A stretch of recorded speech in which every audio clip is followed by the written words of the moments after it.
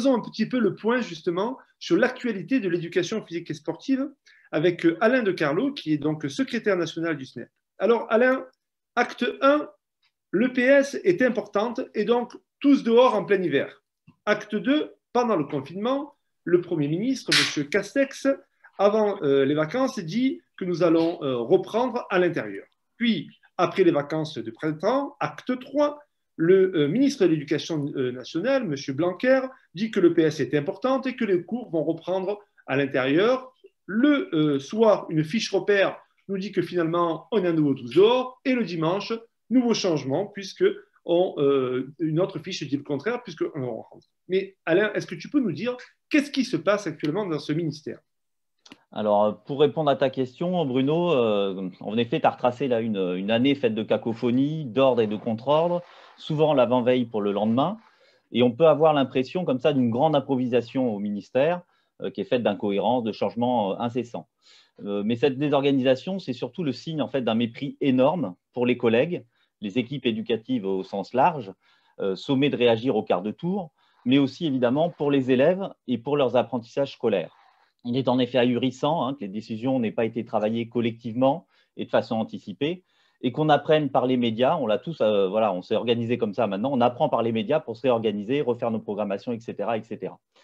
Donc cette question de la situation sanitaire, elle est importante parce que même là-dessus, alors qu'on aurait pu s'attendre à des discussions partagées et anticipées, il aura fallu se mobiliser fortement pour faire entendre les besoins, alors d'assurer la sécurité des personnels et des élèves, et dans le même temps assurer la meilleure école possible dans la période.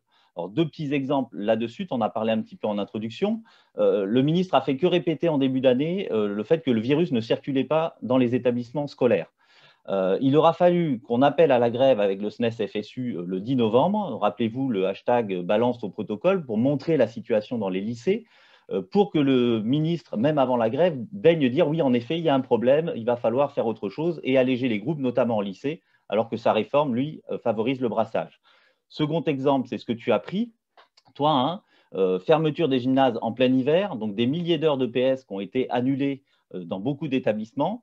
Et il a fallu agir fortement, donc par des manifestations, des mobilisations devant les rectorats. On a monté aussi une tribune signée par les principales fédérations de parents d'élèves, des médecins, des chercheurs, pour dire qu'il faut rouvrir ces lieux couverts pour les élèves dans l'intérêt de la jeunesse, évidemment, avec des mesures adaptées pour ne pas faire circuler le virus, mais ne pas annuler tous les cours de PS.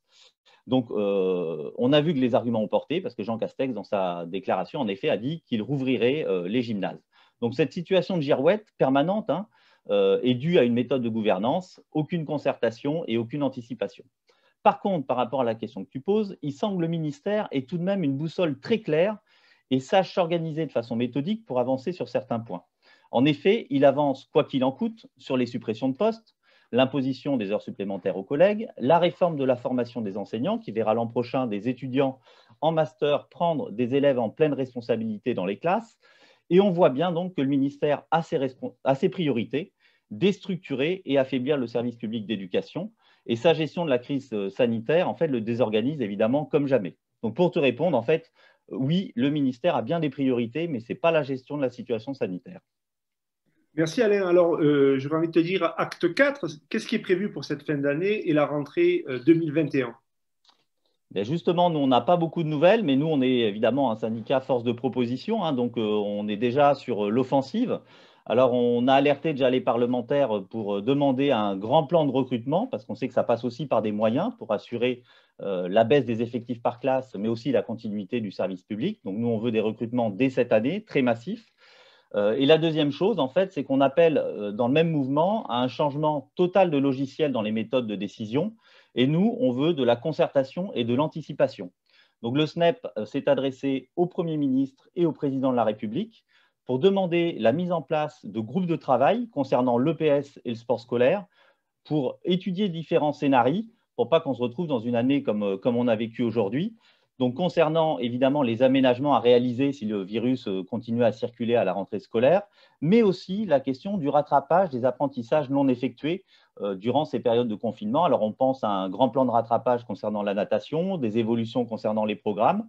Donc voilà, le SNEP-FSU fait partie des forces vives qui sont là pour proposer, avancer, anticiper et faire remonter les besoins du métier et des élèves. Mais bon, je ne te cache pas que la hausse est plutôt la sourde oreille actuellement. Merci Alain. Alors...